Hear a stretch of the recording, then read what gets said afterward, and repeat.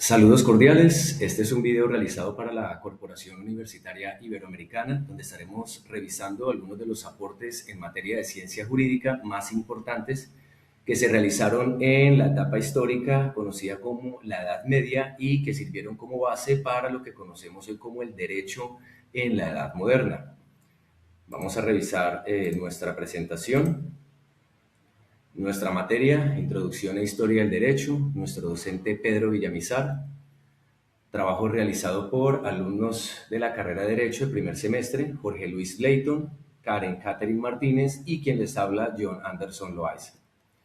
Primero debemos de realizar una pequeña introducción sobre la Edad Media, la cual abarcó lo que fue desde el siglo V hasta el siglo XV. Fue un periodo de 1016 años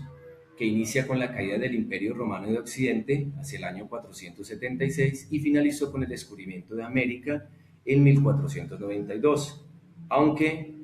otros historiadores coinciden en decir que la Edad Media finalizó con la caída de Constantinopla mucho antes, hacia el año 1453. Resulta que la Edad Media, como lo decía Cristóbal Celarius, famoso historiador y filósofo alemán en 1688, consideraba la Edad Media sin valor por sí mismo, porque estaba entre la Edad Antigua, caracterizada por el arte y la cultura grecorromana, y antes de la Edad Moderna, característica por el Renacimiento, lo cual fue un pensamiento erróneo que existió de retroceso cultural e intelectual. Se creía esto debido al aislamiento, teocracia, superstición, violencia, guerras y epidemias que caracterizaron a esta etapa histórica. Sin embargo, vamos a analizar objetivamente lo que realmente aportó la Edad Media a la ciencia jurídica. En el contexto histórico encontramos que el fin del mundo romano, hacia el año 476, empezó con una crisis que se extendió durante mucho tiempo en todos los territorios que conformaban el Imperio Romano, un debilitamiento de las instituciones, lo cual ocasionó que los bárbaros o los pueblos germánicos, que eran pueblos que provenían del centro y del norte de Europa, invadieran estas regiones occidentales que antes estaban a cargo de Roma, del Imperio Romano. Estos pueblos germánicos o bárbaros, al invadir, aunque encontraron estos lugares en decadencia, se dieron cuenta de que seguían siendo más avanzados en cuanto a cultura de lo que ellos eran. El derecho romano era caracterizado por ser muy sistemático, territorial y escrito, debido a que ellos tenían unas sociedades conformadas muy sólidas, conocidas como civitas por los romanos, y por ende debían de tener un sistema jurídico también muy sólido que les permitiese mantener un ordenamiento tanto a nivel de la sociedad y territorial. Estos pueblos bárbaros que ingresaron a todo este territorio antes colonizado por el Imperio Romano tenían un derecho más consuetudinario basado en la costumbre y en el derecho o en los juicios orales. En lo que fue la Germania y la Britania actualmente y el derecho romano, pero en la Hispania, la Italia y las Galias, actualmente España, Italia y Francia, esos pueblos estaban más romanizados, es decir, que esos lugares que habían sido conquistados por el Imperio Romano se habían acogido muchísimo más a las leyes romanas. Y en estos lugares, la Hispania, la Italia y las Galias, los bárbaros o los pueblos germánicos que invadieron convivieron mucho mejor y se adecuaron a sus sistemas jurídicos. En esta etapa fue donde se realizaron las llamadas codificaciones romano-bárbaras, donde los pueblos invasores realizaron algunas modificaciones y compilaciones de lo que quedaba de los sistemas de derecho y sistemas legales de los pueblos romanos y los pueblos romanizados. De acuerdo como dice Bernal, el derecho germánico primitivo fue un derecho pues, consuetudinario, típico de tribus porque estos pueblos bárbaros estaban conformados por clanes y tribus que eran principalmente nómadas y tenían una débil noción de lo que era la propiedad inmobiliaria y se regían por un rey o un dirigente. Tenían a los libres, que se conocían como lites, y la asamblea ciudadana, conocida como concilia civitatis. Entonces la democracia era directa. Para entender cómo funcionaba esta democracia directa del pueblo germánico primitivo, podemos aludir a que estaba permitida la venganza siempre y cuando la familia de la víctima no aceptase un pago restitutivo por parte del victimario. También se permitía la esclavitud por deudas y también existían lo que se conoce como los juicios de Dios. Los juicios de Dios eran unas pruebas mediante las cuales, por un lado, se realizaban combates directamente entre las partes y el vencedor era quien ganaba la disputa, o los involucrados designaban a una persona que combatiese en representación. Y también habían las pruebas, los juicios de Dios de agua y de fuego, donde se sometían a las personas a pruebas como andar sobre o caminar sobre brasas hirviendo, a introducir las extremidades en recipientes con agua hirviendo, y se creía que si la persona era inocente, debía de intervenir alguna divinidad para evitar de que se lesionara o salvarlo de esas pruebas y asimismo pues comprobar su inocencia. De esta etapa debemos de recalcar principalmente la acción de los godos, uno de estos pueblos germánicos, quienes fueron muy adeptos a la cultura romana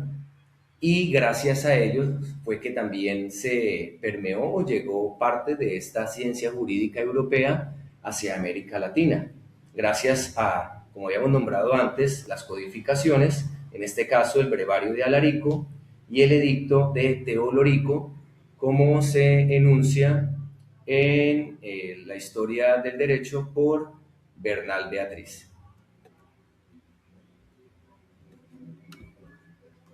Luego de que empezase a decaer la dinastía de los godos,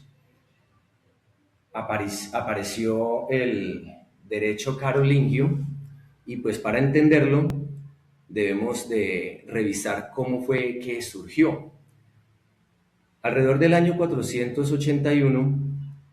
al mando del rey Merovingio, que era uno de estos clanes o dinastías, el rey se llamaba Clodoveo, al mando de él se tomaron y se instalaron en las tierras galias, lo que hoy en día sería la actual Francia. Y aquí cabe recalcar un hecho muy importante, que este rey Clodoveo fue el primer monarca europeo que se convirtió al cristianismo. Cuando murió el rey Clodoveo y cayó la dinastía merovingia, quien asumió el trono fue Carlos Martel, que era el mayordomo del reino. Y así inicia la dinastía de los carolingios. A Carlos Martel lo sucedió Pipino II, quien fue a su vez padre de Carlomán y padre de Carlomagno. Al fallecer Carlomagno, quien fue la figura de más importante en este periodo, fue coronado emperador por el Papa en Roma en el año 800 y él fue quien extendió el imperio por todo el centro de Europa, y también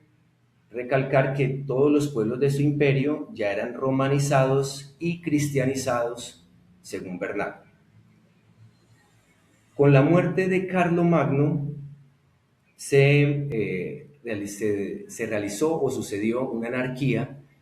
que dividió el territorio en lo que es la actual Francia, Alemania e Italia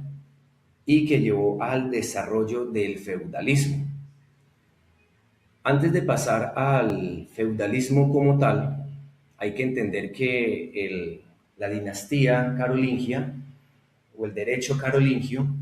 se rigió principalmente por lo que se conoce como capitulares. Estos capitulares eran las normas que el emperador,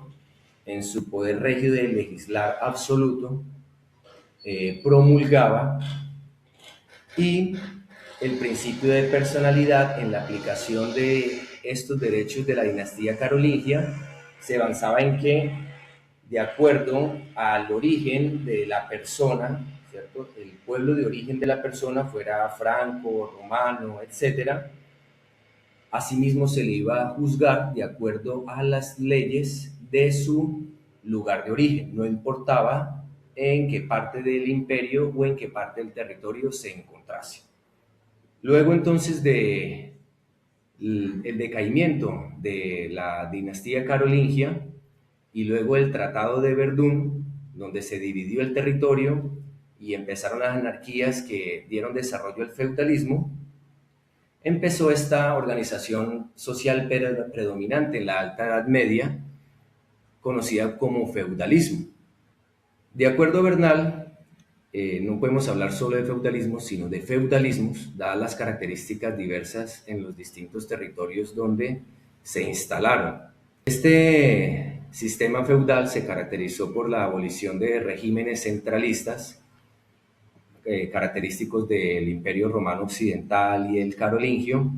y dio paso a los feudos y una dispersión normativa, donde cada feudo, aunque seguían algunos lineamientos generales, organizaban su propio sistema jurídico. Ese sistema jurídico, ¿en qué se basaba? En que al perder la centralización del poder, las personas no tenían una protección del Estado, podríamos llamarlo así, del imperio, del rey, del gobierno, que les garantizase unas condiciones de vida mínimas para subsistir. Entonces, estos pequeños propietarios, llamados aquí vasallos, cedían casi en su totalidad, parcial o totalmente, los derechos de sus tierras o sus propiedades a señores poderosos conocidos como señores feudales. ¿Cómo funcionaba esto? Los vasallos libres hacían un pacto de fidelidad por juramento con los señores feudales, renunciando a su independencia para obtener ciertas ventajas. Esas ventajas radicaban principalmente en protección y bienes materiales que brindaba el señor feudal a sus vasallos. Sin embargo, no era tan equitativo este trato realizado debido a que era más la dependencia del vasallo hacia el feudo y eran más las obligaciones de los vasallos hacia su señor feudal. Entre las exigencias que existían estaba formar parte de sus milicias, volverse rehén en reemplazo del señor feudal en caso de que cayese capturado, pagar por su liberación, pagar impuestos esporádicos, acompañamiento a las guerras de las cruzadas cuando se necesitase, contribuir con gastos incluso para cuando se casaran las hijas del señor feudal o sus hijos se volvieran caballeros. Posteriormente, con la caída del sistema feudal que se dio alrededor del siglo XVIII, fue debido principalmente a que los reyes, por medio de muchos esfuerzos y también movimientos militantes, lograron nuevamente imponer una política centralizadora y empezaron a desplazar a los señores feudales, introduciendo de manera sistemática funcionarios del reinado que estaban pagos y que cumplían estas mismas funciones. La economía feudal empezó también a cambiar hacia una economía monetaria,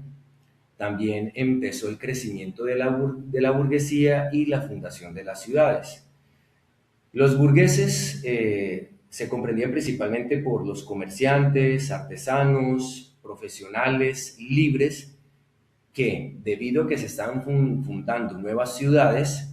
les daban una carta de ciudadanía, lo cual los liberaba de las obligaciones que tenían con los señores feudales. Y esta misma burguesía fue la que dio inicio a lo que se conoce como el capitalismo moderno. Entonces, luego de analizar rápidamente esta época de la Edad Media, podemos concluir de que, al contrario, como lo nombramos en un inicio, como lo decía Cristóbal Celarius, no fue una edad completamente de retroceso cultural e intelectual, sino que en realidad aquí se sentaron las bases para la posterior expansión europea, la sociedad estamental rural que luego pasó a la vida urbana, la burguesía, el posterior capitalismo. Se desarrolló un fuerte intercambio cultural donde hubo choques entre el cristianismo y entre el islamismo, hubo reconquista española, también estuvo el proceso de las cruzadas, grandes procesos repobladores, y estas monarquías feudales prefiguran lo que es el Estado moderno actual. Con esto concluimos nuestra presentación, nuestro material de consulta, el libro de Historia del Derecho de Bernal Beatriz, 2016. Muchas gracias por su atención.